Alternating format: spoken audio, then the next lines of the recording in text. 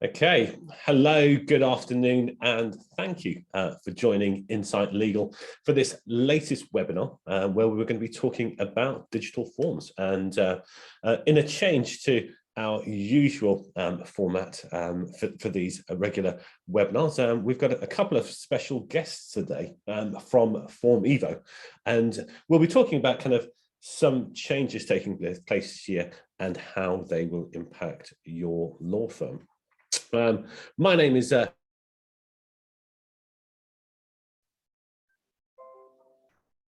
sorry, a slight technical issue there with me kind of sharing my screen and putting myself on mute at the same time, but let me just try and go back to sharing my screen. There we go. Okay, so yes, my name is Josh Dallywell, and I'm one of 3 hosts on this call today. My 2 co-hosts are Archie and Paul from FormEvo. I think Paul in particular may be familiar to some of you already who are already Insight Legal Enterprise clients. Good afternoon, guys. Good afternoon. How are you doing? Excellent. Good afternoon, everybody. Excellent. Right, I'm going to be coming back to you guys shortly and give you the opportunity to introduce yourselves. Yeah, I'm also kind of joined by one of my colleagues, Gail, who you'll also see there as on the panel on the right-hand side, and she will be monitoring the chat and QA boxes on Zoom for any of your questions. So it's be kind of, I guess, just make sure you familiarize yourself with those Zoom controls. So if you have any questions, then please feel free to submit them through that chat box. Okay, this webinar is being recorded, so we will be making a copy available to everyone who's registered. And by that, I mean you should be getting a link to the video, which will be on YouTube as a private link. And it's normally kind of by the end of the day, or certainly by kind of tomorrow morning, that email goes out to everyone. Okay. Now, I guess for the benefit of everyone that's joining, and in particular those of you who aren't already familiar with Insight Legal, and I certainly see a few new names on our registration list. Insight Legal is a software company, a legal software company, and we typically work with practice managers, finance managers, and senior partners in law firms, really kind of anywhere from sole practitioners to businesses as of upwards kind of 150 people. I think our largest client now has, I think, approaching 180, 190 users. And there are really kind of several reasons we get approached by law firms wanting to change their software provider. And that could be for any number of reasons, which could be that they feel that their current software company lacks the support they need on an ongoing basis. Their current software product has reached its end of life or is no longer being updated or supported. The costs of their existing software or the contract terms might be unfavorable, or the software is just not suited to, I guess, some of the intricacies of the UK legal market and kind of compliance as far as kind of the SRA is concerned, and really kind of not suited to the needs of a modern growing firm. Okay. I guess that maybe a kind of a quick question here also for those of you joining us today. And yeah, if any of you are actually looking at reviewing your digital forms provider, or you don't currently use a form provider, then please drop us a message on the chat or QA sections. Okay, brilliant. If anybody, again, if we don't get the opportunity to address everybody's questions during this live session, I will be picking those up at the end of this call, and we'll ensure that we kind of follow up with everybody appropriately. Okay. Now, in terms of, I guess, kind of what we've got on the agenda for today, yeah, we've got a fairly full agenda for the next half an hour or so. We're going to be looking at some of the benefits of switching to digital forms, and also there are going to be some changes coming into force, certainly in this year, that FormEvo are going to be sharing with you. Okay.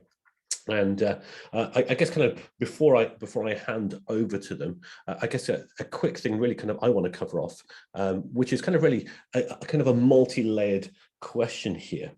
And the first layer of that is why you should be considering using digital forms in the first place. And I guess kind of added to that is, and again, a question we get asked regularly is why should you be considering FormEvo?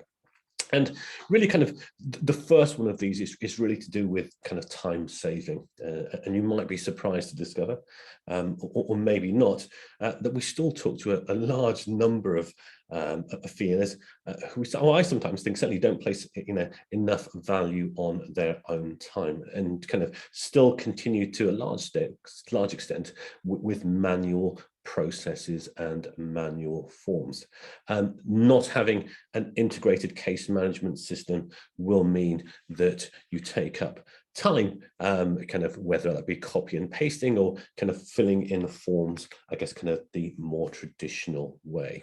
And what that can certainly lead to is I guess, yeah, errors, certainly when it comes to copying information from one source of information to another. Again, I certainly know that there are Insight, legal clients that we have that don't use the digital forms integration with FormEvo, and whether that means you're copying and pasting information from your case management system into, I guess, the kind of whatever form system you currently use, it does sometimes on occasion kind of throw up the risk of errors. Not using, again, a good or reliable digital forms provider can also mean on certain occasions that you're, how sure are you that you're using the most recent or most up-to-date version of any form? Okay, and again, obviously that can also throw up its own compliance issues as well. And I guess kind of the final point I want to cover off here is about I guess kind of utilizing less paper. We'll kind of hear the term kind of moving to becoming paperless being bandied around, and I'm not even sure, if we're going to be paperless anytime soon. But again, another term I hear quite regularly now is people talking about becoming paper light, and that's certainly something that we can all strive towards. Okay, and I guess kind of the other question here, and this is again a question that we at Insight Legal get kind of fairly regularly, because obviously they're, FormEvo are just one of a number of form providers out there, and obviously some of you may already be familiar or using the likes of Oye or Laser Forms. And yeah, I guess the question gets asked as to kind of why we've chosen to integrate with only one provider, and that provider being FormEvo. And I think from a company perspective, at Insight Legal, we talk about ourselves as being kind of quite proudly independent. So any partners that we, any integration partners, as far as us as a business are concerned, really kind of have to be the right fit for Insight Legal, and also the right fit for our clients. I think, Paul, you might be interested in this, but yeah, we were on a demo with a new prospect recently, and I had Andy on the call, and obviously, you've known Andy for far longer than you've known me. And I guess the question that came up during that demo was, certainly as part of the digital forms integration bit, was, and this is only the first time I've heard this question, was whether any of our clients had had any issues with the integration with FormEvo. And I think that really kind of put Andy on the spot here, because Andy's been here for 8 years. And yeah, I don't think we could recall one single occasion where a client had certainly caused to come back to us at Insight Legal with a problem with the customer care or support or the reliability of any of the forms. And I think that's quite kind of testament to, I guess, good to hear. Yeah, no, absolutely. And yeah, no, in 8 years, but yeah, no, I think that was, certainly a credit to FormEvo and the integration that you have, and obviously the reliability and up-to-date-ness of, I guess, of the forms that you have available. So yeah, and I think that, that's obviously an important factor for us, and it's important for our customers. And yeah, and again, I would probably like to add to that, we have to be very careful at Insight Legal about who we choose as our partners. And yeah, FormEvo not being owned by one of our competitors is also an important factor in that as well. Okay, right.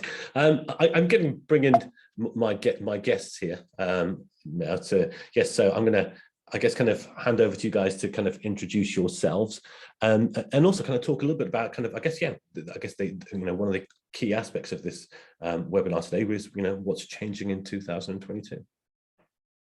Great stuff. Thank you, Josh. I'll just switch my screen so that I can bring up my own slides for you. So hopefully everyone can see my slides. I can see them. Excellent stuff. There we go. Good afternoon, everybody. My name is Paul Clyde. I am the sales director for FormEvo, and my colleague Archie Courage is our sales managing director even. And Archie has extensive experience in that he set up the first digital submittable forms company back in the mid-noughties around the SDLT. So he brings to the party considerable experience in this particular sector. We're talking about changes in forms this year, and the really massive change that's coming this year, and the area we thought we would focus on is what's happening with the AP1 in November. The Land Registry have basically announced that they are no longer going to be accepting the paper version of the form from November. There is no core date that's been set out yet. We are having a working assumption that this will be the first of the month, but as soon as this is known, then we'll be letting our clients know. So we want to talk about that today, principally. Archie is also on a number of closed shop land registry committees. And so while he can't talk about everything, we'd like to give you a flavor of other developments that are likely to occur in the coming months. And Archie will be talking about those. Before I hand across to Archie, I've obviously got the agenda up here today. So you can see the sort of things that we're going to talk about specifically in terms of changes. But this statement from the Land Registry is a real statement of intent of digital transformation. And you may think, well, why would they do this? And a fantastic little quote that Archie has said on many occasions, and I thought I would refer to, is this, which is that when HMRC moved to digital, the original position was they had 4 offices, 400 staff, and collected 7 billion. So that is the pre-digital transformation.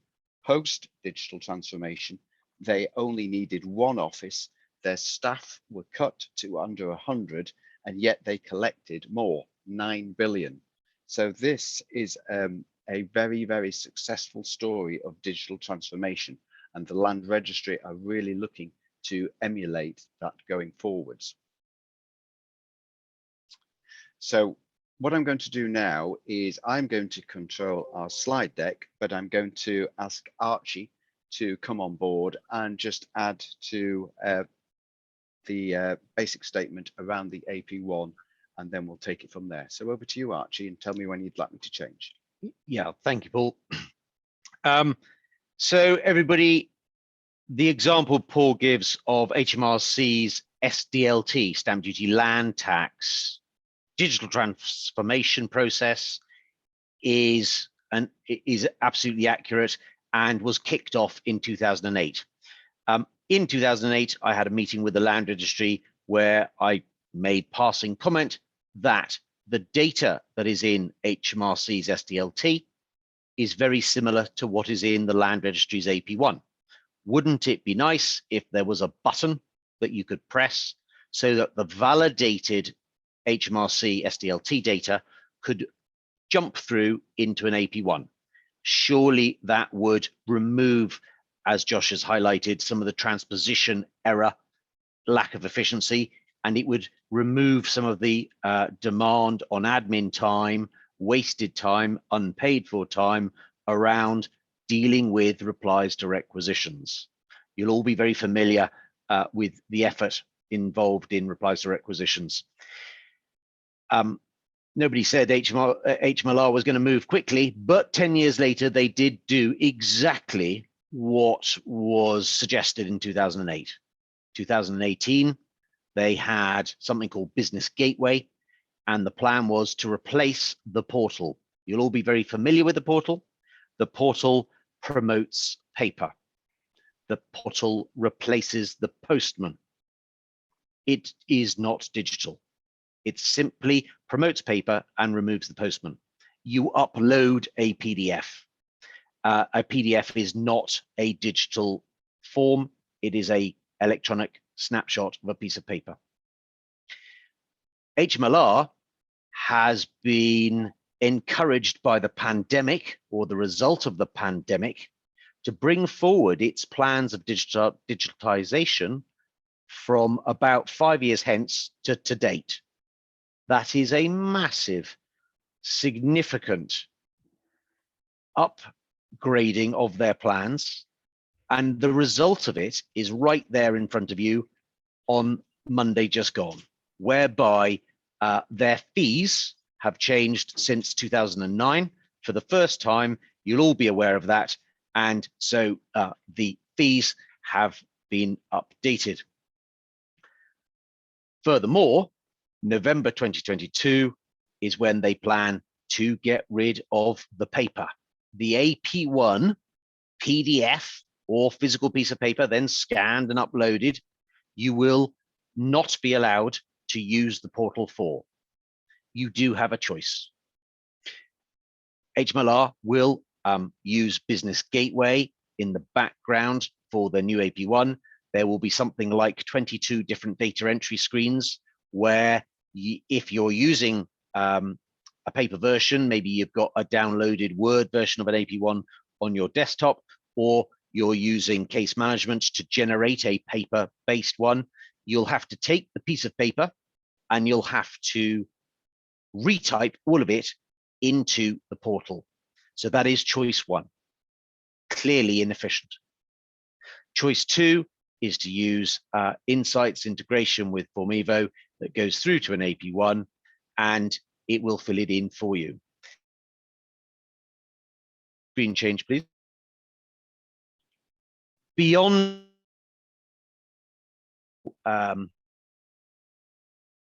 pictogram concept,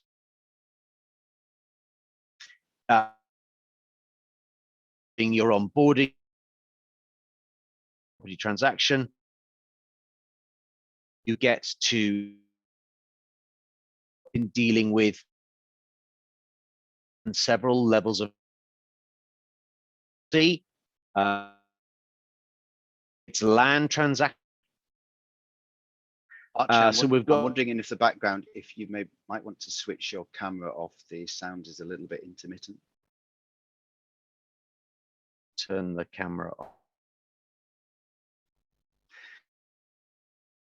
Government departments of HMRC are involved, and of course jurisdictions, but one land registry. We've also got Companies House with commercial transactions and an MR01. And we've also got the Law Society CQS requirement, whereby stamp duty land tax needs to be audited. And that is a significant factor involved in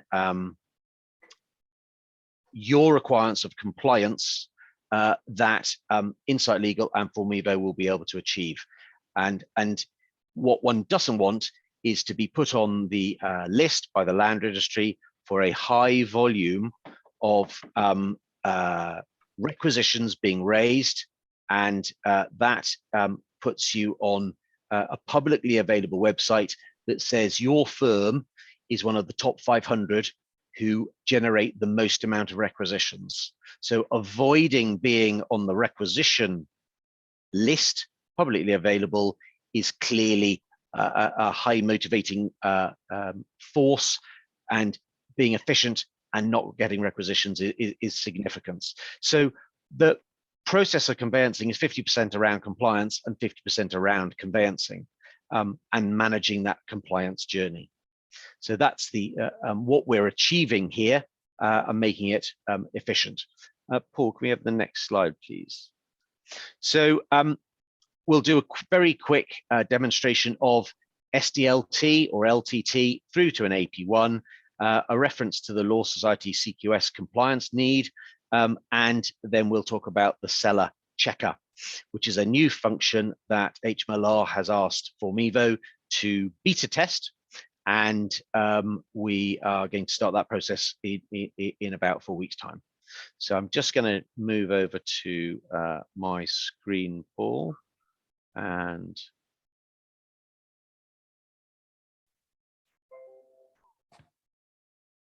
share my screen. Here we go.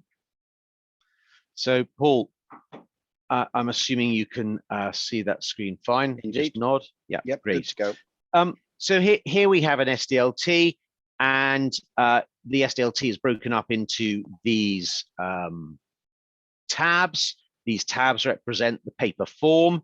You obviously will produce a draft of the form and ask a client to sign it. It is a personal tax return. It is important, compliance-wise, risk management-wise, to get your clients to sign the paper form. You can produce the paper form and you can email it to them and they can say, yes, everything on there is correct. Fundamentally, the information in case management is built around names and addresses. We have the land. Your case management knows about the land, the seller and the buyer, the seller's agents and buyer's agent.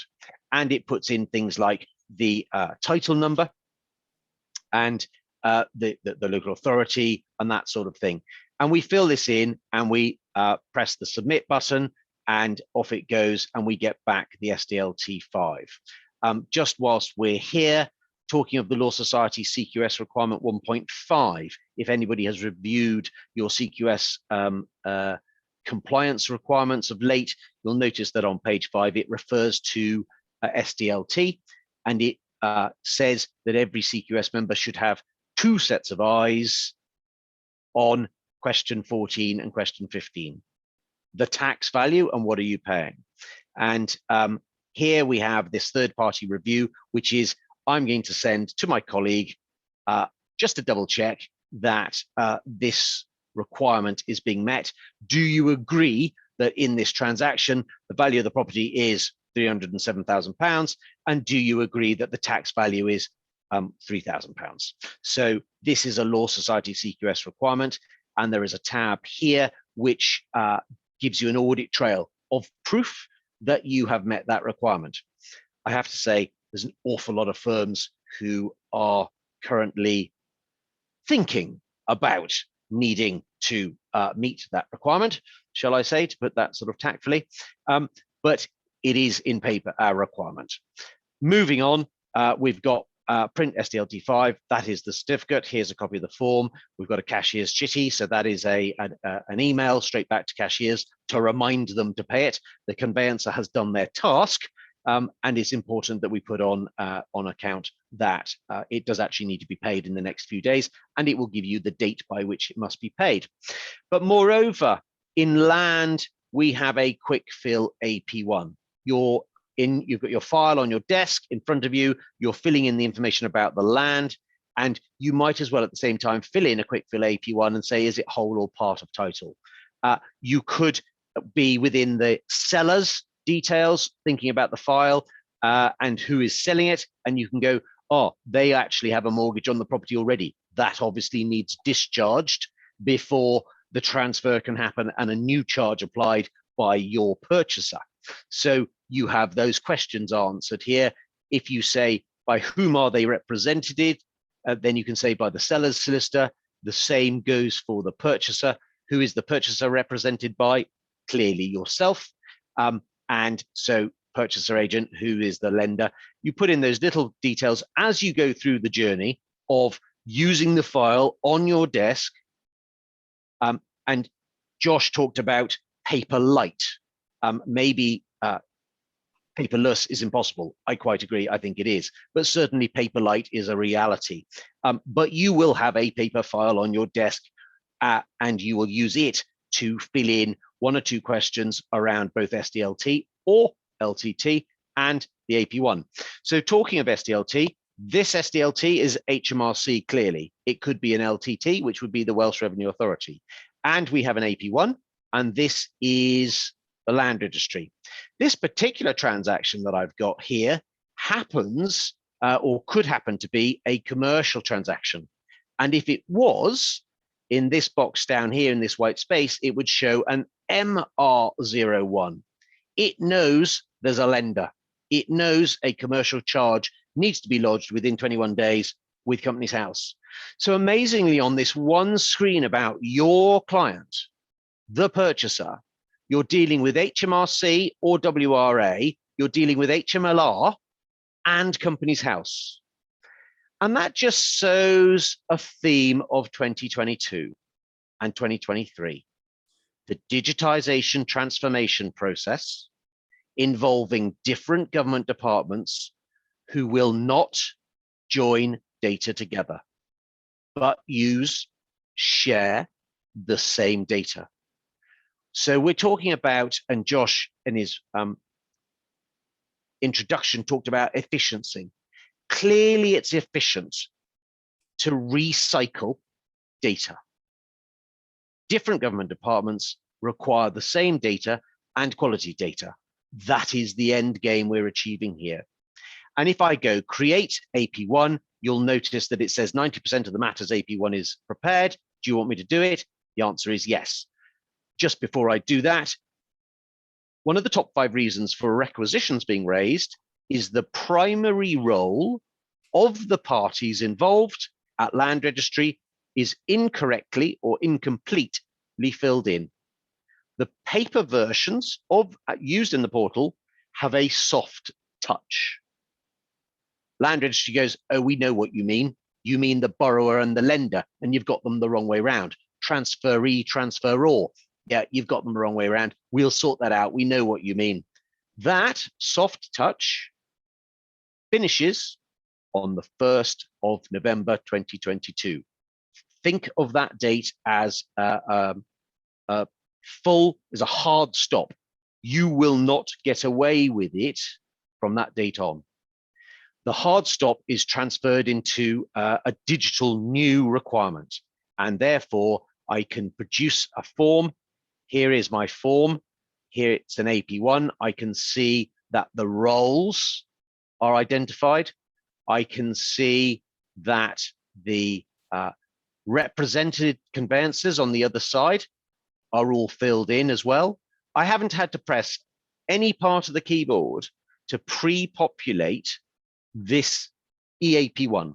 And EAP1 looks very familiar to the AP1. You can, in fact, print it out, but it's a clever form. It has an e-submit button.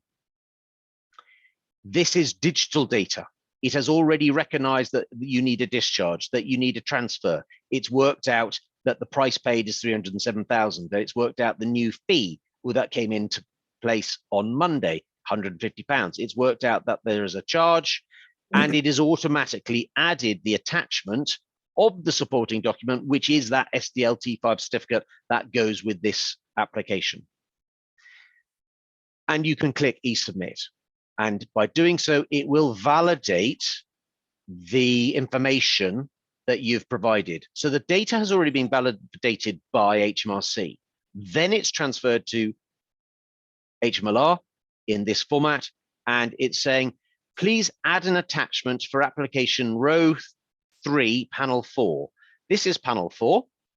This is row 3. And I've clearly forgotten to add an attachment. We've all forgotten to add attachments in emails. It's the same thing. And it's just preventing me from doing that. This is what the digital transformation process delivers. It means you can't send an AP1 as a piece of paper to the portal and forget to add the charge, therefore raising an annoying, for both parties, requisition that says, hey guys, you've forgotten to add the charge. Can you upload it, please? It's preventing you from doing that. So that is a whirlwind tour around what digital transformation process looks like from SDLT or LTT through to an AP1. You can then e-submit it and off it goes. Once it's e-submitted, it is in a pending state. you either get a rejected version because it's entirely wrong. You get that as an email and it tells you it's rejected, or you get replies to requisitions maybe are raised. Of course, they could be raised. There could be a restriction, there could be covenants, there could be proper detail that is needed. And in doing so, you need to converse with Land Registry, and we have the form timeline within an AP1 that allows you to correspond direct with the examiner, the caseworker on the other side. And it's a bit like a WhatsApp conversation. You say this, you submit that, and they say something back. So I could say, you know, TR1 scan is no good. You could then upload a new TR1 and so forth. From a demonstration point of view, we can't demonstrate that because we haven't got a caseworker waiting currently at the other side to respond, but you get the idea. So that's a whirlwind tour, as I say, I think I'll stop my share there, Paul. So if we can go back to your slides, and hopefully this is prompting food for thought. Today is the 3rd of February, and you've got between now and the 1st of November to consider and implement which choice you're going to do.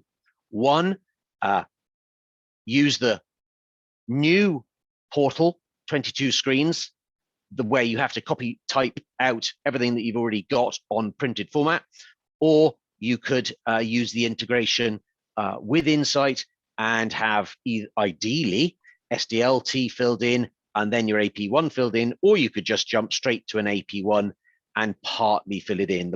The pre-population won't be as high, but it will be available.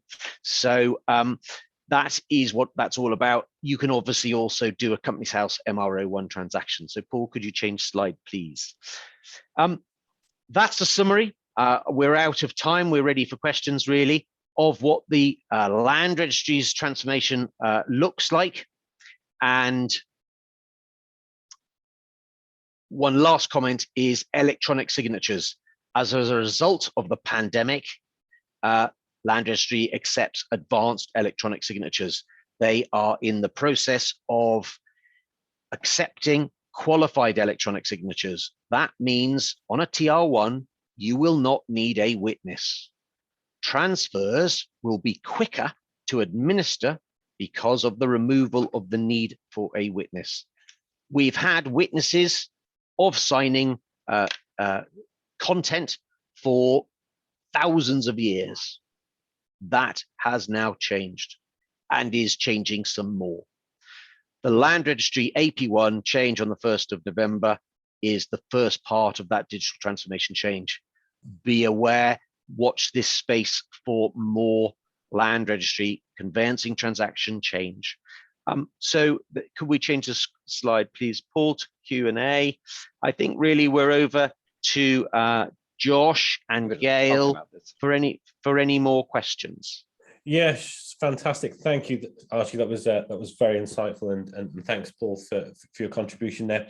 Yeah, I guess I think one of the questions that certainly I was going to ask you, I think you've kind of very much kind of just briefly touched upon there, which is around e-signatures. And I think that is a topic that we're certainly going to be revisiting probably in a few weeks' time in a dedicated session with these Insight Legal webinars. I've got a couple of questions to come through, and yeah, I guess kind of I guess you can choose which one of you actually kind of picks this one up, and I guess certainly the first one, which is I've got somebody who's saying here that they currently use OYE, and if they were to switch to FormEvo, I guess integrated through Insight Legal, what changes that would mean for their business? Shall I start off, Archie, or would you like to? Okay. One thing I would point out, this is quite a kind of blunt statement, which is once we get to November, your OYE forms application will not be able to support you in this endeavor, in that all it creates is paper versions of forms. Whereas from November, you will need a digital form. So that would be, for me, a major reason to look at changing to the integrated application with your Insight system.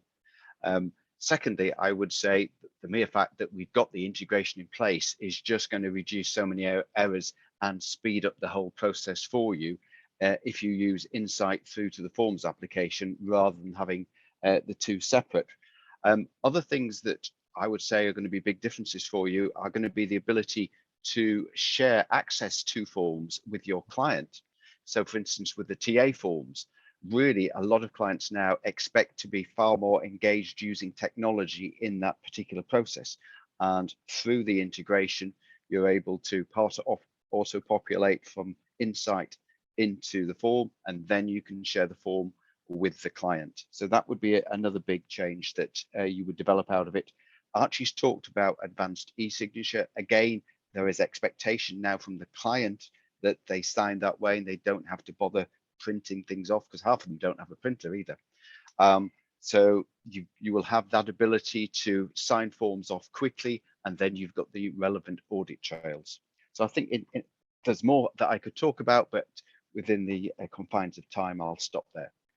Brilliant. Okay, and yeah, okay, so we've got time for one quick question, which is, how does the pricing for FormEvo work? Is it a subscription or is it pay per form?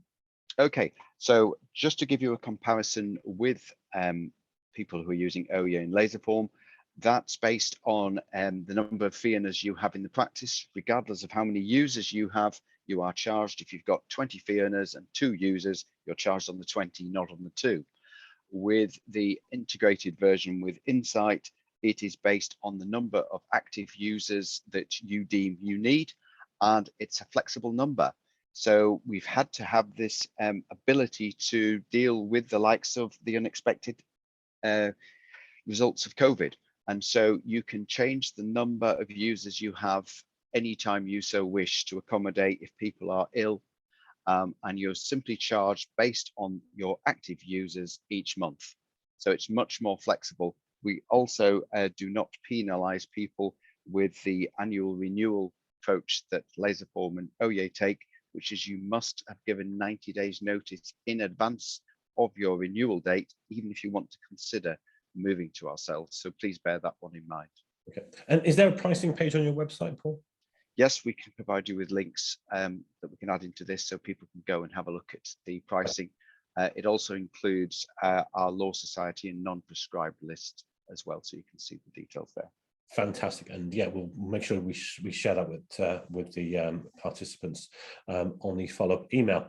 Okay, great. I think that's all we have time for in terms of questions. A couple of quick things for me to run through. And firstly, if this was your first time joining Insight Legal for one of our webinars, there is a page dedicated on our website where you can access recordings of our previous sessions. So if you head over to insightlegal.co.uk, and actually I think there may have been a slight change. I think I think the tab was previously called community, but it might now be news, and you'll see on there not only a list of our previous webinars, but also I guess the ones that we've got coming up as well. I don't think we've decided actually what our next topic is going to be, but yeah, if you kind of favorite that tab, or you'll certainly be getting a newsletter from us with information on what the next topic we're going to be covering off is. Now, in terms of next steps, as I mentioned very briefly at the beginning, we are going to be sharing a copy of the recording of today's session. So thank you to my my fellow panelists for all of their input today. So yeah, we'll be kind of sending out that to all the registrants. If anybody would like to find out a little bit more about the FormEvo integration with Insight Legal, then please feel free to reach out to me directly, or drop an email to the webinars team on the email address that you see on the screen in front of you, which is webinars@insightlegal.co.uk. Fantastic. Thank you very much, everybody, for your time this afternoon, and we look forward to following up with you very shortly. Thanks, and enjoy the rest of your day. Thank you. Thanks, guys.